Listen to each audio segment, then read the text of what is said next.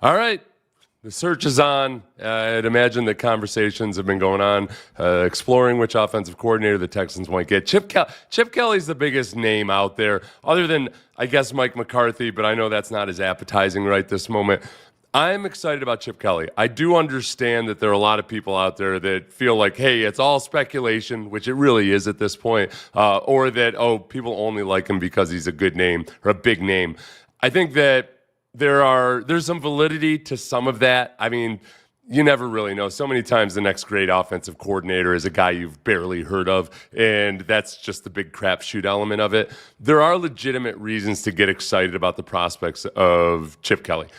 First and foremost, just to set the table, there's a prior relationship there with D'Amico Ryans. That's not necessarily an argument before or against it, but I do think that those two would be very simpatico in a lot of ways, and it would explain the interest if the Texans do have interest in Chip Kelly. Thanks to BetUS for sponsoring the video. I'm just going to play a little clip from when D'Amico was a player at Philadelphia and Chip Kelly was his coach. They asked him on NFL Network about what it's like playing for Chip Kelly.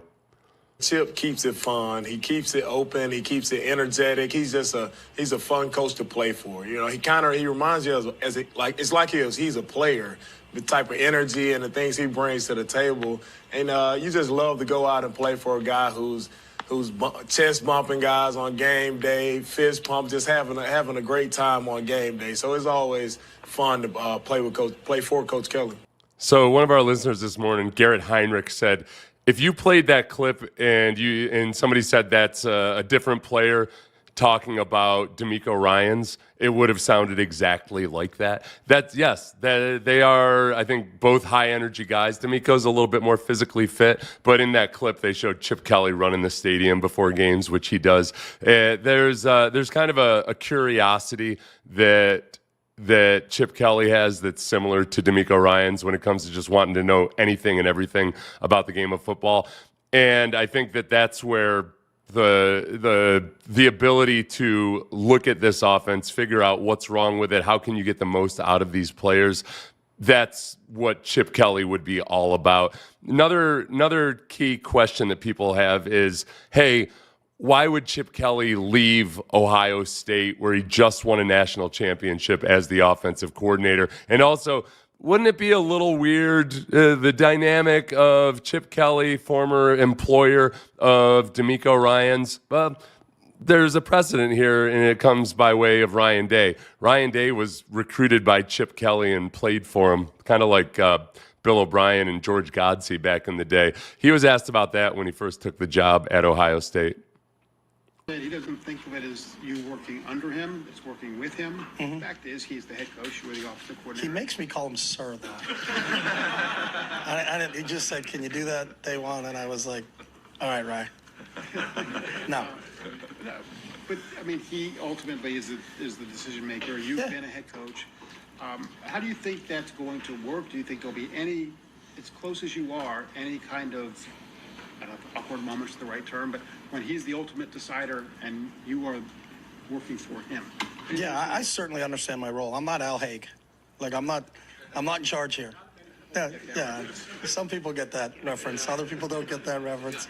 But I certainly understand it. And I actually kind of relish it because I really love the scheming part. I love the individual part. I love being in the meeting room with the quarterbacks and trying to game plan. But everything we do here is... He said everything he would do here is collaborative. That's a key element. For one, the Haig, was it Ryan Haig? That references, he's the guy that claimed to be in charge when Reagan was assassinated. Haig claimed that he was the guy in charge, which apparently he was not. I don't know. I was like 5 or 6 years old at the time. But, I think the part that Chip Kelly said there about enjoying being in the room with the quarterbacks and just being able to think about scheming and all of that. Yes, I've heard that from lots of head coaches who have gone on to be coordinators. I had that conversation with Dom Capers in his office the year when we figured he was probably going to get fired. He was telling me, like, hey, I've been a head coach, I've been a coordinator, I know I'm going to get a job, and I enjoy being a coordinator at times just because I don't have to worry about anything except coordinating. And I can just be all X's and O's and not have to care about any of the rest of it. And the dynamic of an older guy working for a younger guy, I mean, there's so many examples of that have been successful in the NFL. For one, Gary Kubiak and Wade Phillips. You look to, who I wrote down the ones. There was one that was really relevant. The biggest one, Mike Tomlin. When Mike Tomlin got the job in Pittsburgh, Tomlin was a defensive-minded coach who got hired onto the Steelers and inherited Dick LeBeau as his defensive coordinator. Dick LeBeau, who could have been petty as hell about it or disgruntled that he didn't get the job because he'd been a head coach before. Dick LeBeau would go on for several more decades of being one of the best defensive coordinators in the NFL, and that was on his own side of the ball. So I really do like the dynamic of a young head coach who's defensive-minded and having an offensive-minded experience, or an offensive coordinator who's experienced, has been a head coach, can be a head coach of the offense. And I hate saying that because it makes it sound a lot simpler than it actually is. But I don't worry about that part of it at all. And I think that depending on where Chip Kelly is in his career, that it might be something that's appetizing to him. Maybe he's waiting for the right head coaching opportunity, but this might be a good one for him right now. I think of all the offensive coordinator jobs that might be open right now with new head coaches, if you just go along the Gulf Coast, I think the Texans would be more appetizing because of the quarterback and some of the talent on offense than, say, the Tampa or Jacksonville. But also maybe the best leapfrog if he did decide to be a head coach in the NFL again and wanted to get a really good opportunity at a place that was a good environment. Maybe this year isn't the spot for him, and perhaps it just makes sense. So, and you worry about whether he gets hired away from you or anything on down the road. Some of the arguments against him, and some of these, frankly, they bother me a little bit because I feel like people are shooting from the hip with limited knowledge. I've seen people say, well, he runs an air raid offense. No, there couldn't be anything further from the truth. If anything, he's a more heavily run-oriented offensive coordinator and offensive mind. When you think about how good he was early in Philadelphia, you'd watch those offenses and say, man, they run the hell out of the ball. And some people refer to him almost as an offensive line coach. He's very, very good at coaching up the run game. At UCLA, when in their better years, their calling card was the run game, not the pass game. And there's other times where he's been more pass-oriented, but he's very much about adapting to the personnel that he has, figuring out what they're good at, and then doing it that way. The other objection, which is a reasonable one, is, or at least previously it would have been a reasonable objection, is that, hey, he runs up-tempo, and over time that starts to wear on the defense, either within a game or over the course of a season. That starts to put a lot of tax on the defense. That's something that he moved away from in the NFL because he realized that, you can't be so up-tempo all the time. Your defense ends up being on the field way too much.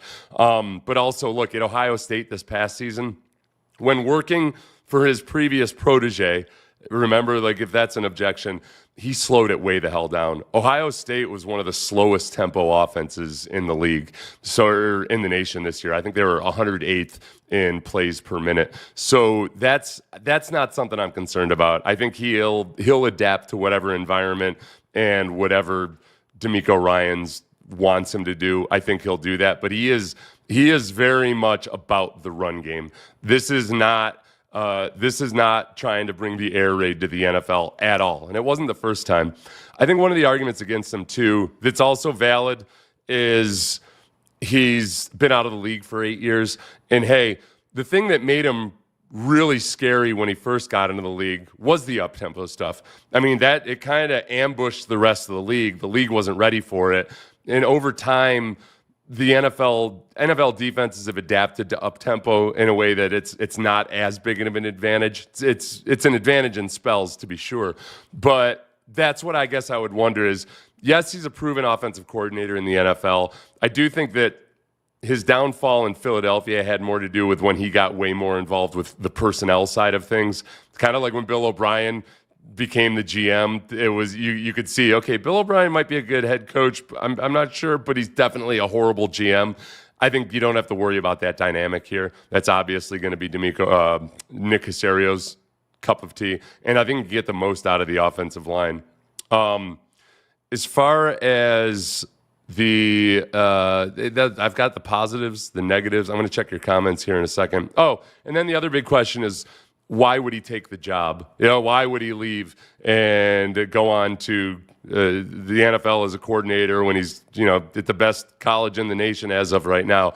Multiple reasons. For one, look, Jim Knowles was the defensive coordinator of that Ohio State team. He just took the job at Penn State. Why? I'm guessing partly because of money. Penn State's paying him $3 million a year. Chip Kelly makes $2 million a year at Ohio State. The challenge of coaching in the NFL when you're into the X's and O's is never as hard and never more extreme. Like, if you're looking for that competition, the NFL is where it's at, where you don't have nearly as many as all of the other extraneous things. And, he doesn't have to worry about that as much as the offensive coordinator at Ohio State.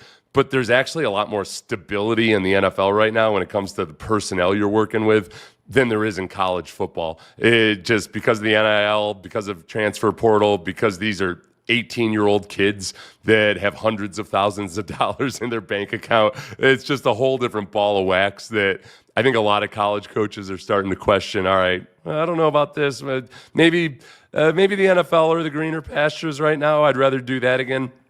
Todd Monken. Todd Monken's a good example of a guy that before NIL and the transfer portal, but after winning a championship at Georgia, Todd Monken took the job in Baltimore. He's making $3 million a year, which is $1 million a year more than Chip Kelly. So there's multiple reasons. We talked about the potential stepping stone element to it. I'm not opposed to anybody else right out the gate. I would prefer a veteran coordinator. I would prefer a guy with some gray hair who's seen and adapted to some of these challenges.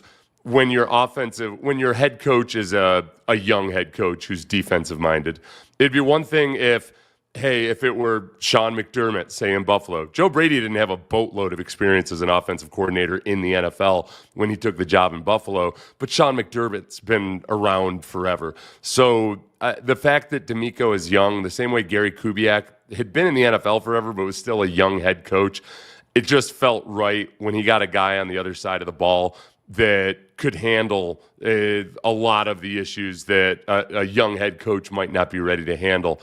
And that just feels like a good fit. So I'm a little bit biased just by our personal experience with Gary Kubiak and Wade Phillips. Let's see. I got a weird setup here. Let's see. Bring me Chip Kelly. Why didn't hire Chip Kelly? I don't know what that means. I actually want an air raid style, especially with CJ. I mean, I guess, I don't know. There's no air raid style in the NFL. You got to be able to balance it more. Cliff Kingsbury's had to figure it out. And it does. It's like one of the reasons that it just doesn't work is if you look at Chip Kelly's offenses, they weren't air raid, but they're up tempo. If you look at Chip Kelly's offenses in Philadelphia, the defense every year would be near the top in terms of total number of plays, snaps played. And then there's also the element of just you're facing better defenses. You're facing better individual players. Guys can play man coverage. That's really the biggest thing. If you tried to run a pure air raid in the NFL, there's just too many good defensive backs to really make it work. If there's a counter argument to that, let me know. But yes, I remember seeing you when you were at Chick-fil-A there. I don't know if there was Chick-fil-A when I was when you were in middle school. So, okay, yeah, that I was thinking about when I was a player, but that might have been more recently. I'm good on Chip Kelly. Don't know what all the fascination is with him. It's a good point. Like, what's the actual fascination with Chip Kelly? I think the prior relationship with DeMeco, the fact that he is an older guy, like that's my big fascination with him. I right now have zero appetite for a first-time offensive coordinator. I just saw that with DeMeco as a young defensive-minded head coach who's still very involved with the defense, that there were things that, maybe nobody could have done a better job working with Bobby Slowick or bringing him along. But, man, Bobby Slowick sure wasn't figuring it out on his own. And I don't want to go through that experiment again. I don't want to go through a process where you're trying to figure out what you have in an offensive coordinator as your quarterback is entering his third year. I just want something that's a little bit more of a proven commodity.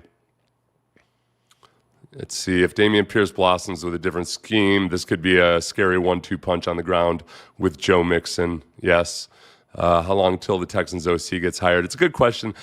Sometime within the next couple of weeks. I think you don't fire your offensive coordinator without having a pretty good idea of the guys that are available and willing and ready to come.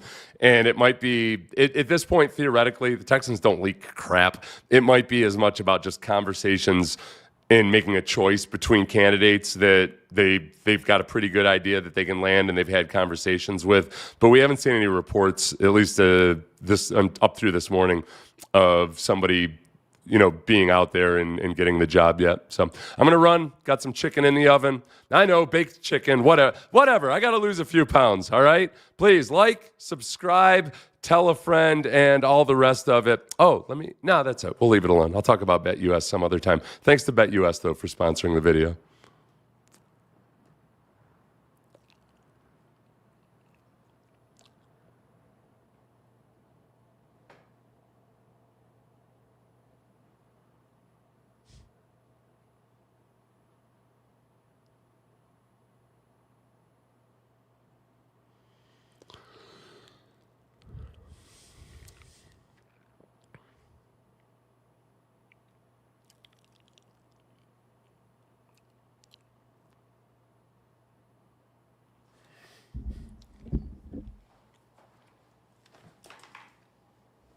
Oh, I'm still on here. Crap.